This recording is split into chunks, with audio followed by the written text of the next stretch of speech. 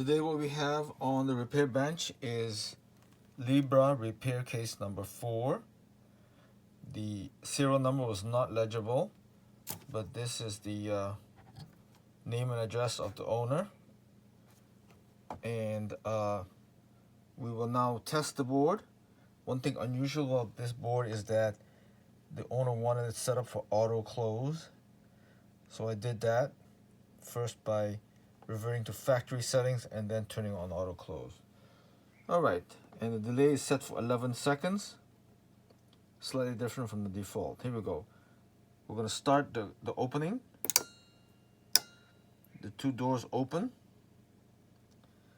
And then we're going to simulate hitting the limit switches. And as soon as we do that, we'll start the timer for the auto close.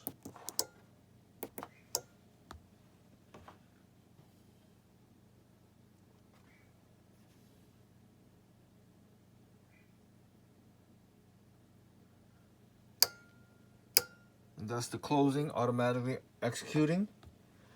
And then we can then complete that move by hitting the limit switches on the close. And of course we can manually close the door also, so let's try that. First we open the doors back up, hit the limit switches. Now we close the doors manually and complete the move.